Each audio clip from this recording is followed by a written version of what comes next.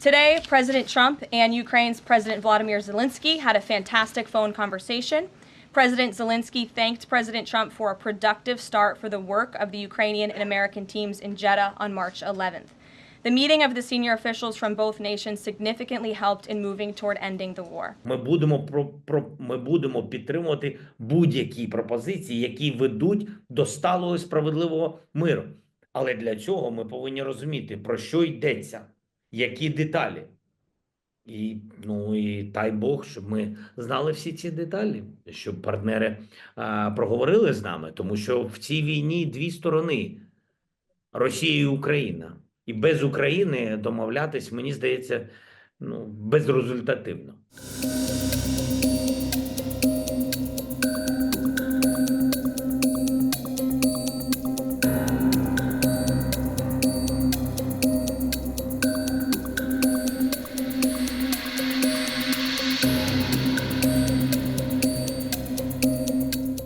Today, President Trump and Ukraine's President Volodymyr Zelensky had a fantastic phone conversation.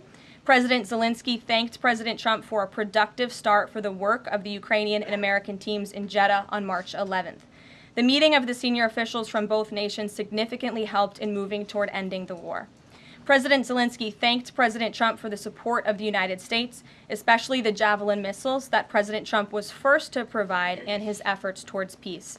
The leaders agreed Ukraine and America will continue working together to bring about a real end to the war, and that lasting peace under President Trump's leadership can be achieved.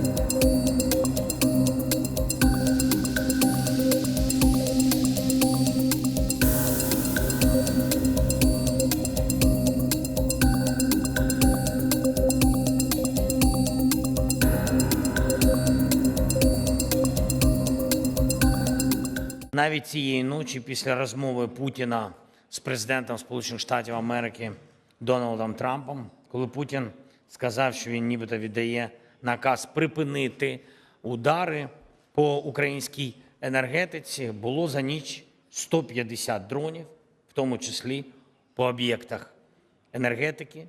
Удари були по транспорту, удари були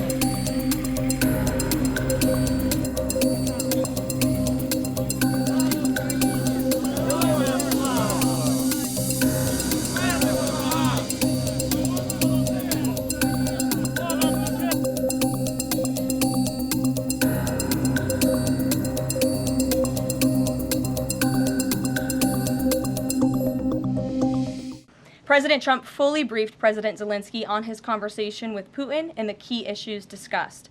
They reviewed the situation in Kursk and agreed to share information closely between their defense staffs as the battlefield situation evolved. President Zelensky asked for additional air defense systems to protect his civilians, particularly Patriot missile systems, and President Trump agreed to work with him to find what was available, particularly in Europe. The two leaders also agreed on a partial ceasefire against energy. Technical teams will meet in Saudi Arabia in the coming days to discuss broadening the ceasefire to the Black Sea on the way to a full ceasefire. They agreed this could be the first step toward the full end of the war and ensuring security. President Zelensky was grateful for the president's leadership in this effort and reiterated his willingness to adopt a full ceasefire. President Trump also discussed Ukraine's electrical supply and nuclear power plants. He said that the United States could be very helpful in running those plants with its electricity and utility expertise. American ownership of those plants would be the best protection for that infrastructure and support for Ukrainian energy infrastructure. President Zelensky also thanked President Trump for continuing to push humanitarian concerns, including the exchange of prisoners of war. He noted they had just had a successful exchange and thanked the president for his leadership on that.